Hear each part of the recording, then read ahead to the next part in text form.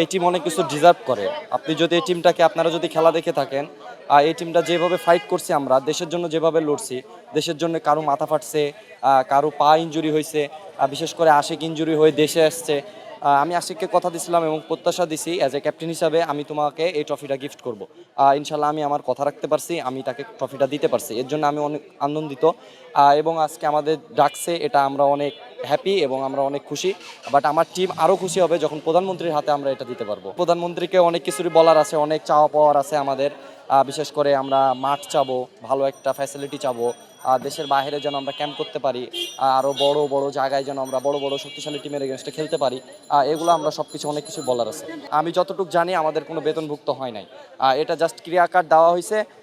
এটা মনে হয় আমরা কিছু কিছু সার্ভিস পাবো। ক্রীড়াঙ্গনের জন্য এটা অনেক বেস্ট। ক্রীড়াঙ্গনের জন্য আমি বলবো এটা অনেক ভালো।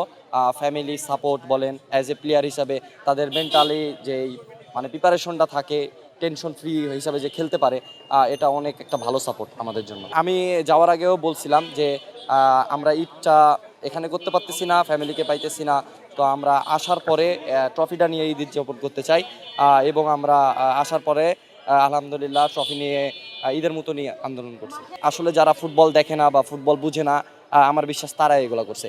আসলে রোনারের সাথে আমার যে বন্ধুত্ব অ্যাজ এ ক্যাপ্টেন হিসাবে, আমি যেভাবে ওদেরকে গাইডলাইন দিছি অল টিমকে, আমি একটা কথা বলতে চাই, সবাইকে সমান চোখে দেখতে হবে। আপনি যদি ফুটবলের সাফল্য চান, দেশি প্লেয়ার হোক এবং প্রবাসী প্লেয়ার হোক, আপনি যখন সবাইকে সমান চোখে দেখবেন, তখন অবশ্যই সেই প্লেয়ারটা আরও মানে উজ্জীবিত হয়ে দেশের জন্য লড়বে। আপনি যদি একজনকে বলেন যে একে কেন খেলানো হলো না, আরও 11 জন আছে, তারা কি মনে করে? তো আপনাকে অ্যাজ এ ক্যাপ্টেন হিসাবে আমি সবসময় ডিমান্ড করি আমার সব প্লেয়ার আমার চোখে সমান, সে প্রবাস থেকে আসুক, সে দেশি প্লেয়ারে হোক।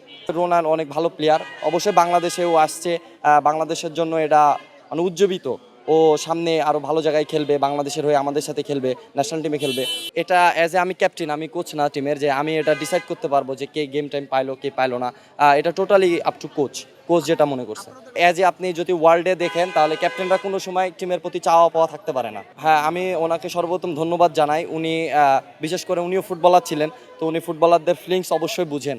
তো উনি আমাদেরকে ডাকছেন, খেলাগুলো দেখছেন, অবশ্যই তাকে নিয়ে আমরা বাংলাদেশকে নিয়ে আগাইতে চাই। জাহিদি স্যারের কথা যদি বলি, তাহলে উনি আমার মতে ফেডারেশনে সবথেকে দুর্দান্ত, এবং আমাদের ডেভেলপমেন্ট কমিটির চেয়ারম্যান হিসাবে আমি তাকে সবসময় রেসপেক্ট করি। আমরা গত বছরও যখন 19 রানার্স আপ হয়ে আসি, তখনও আমাদেরকে উনি 50,000 টাকা করে দিয়েছেন, এবং ওভারঅল সব টিমরেই উনি দিয়েছেন, এবং এখনও আমরা আসার পরে আমাদেরকে 1 লাখ টাকা করে দিয়েছেন।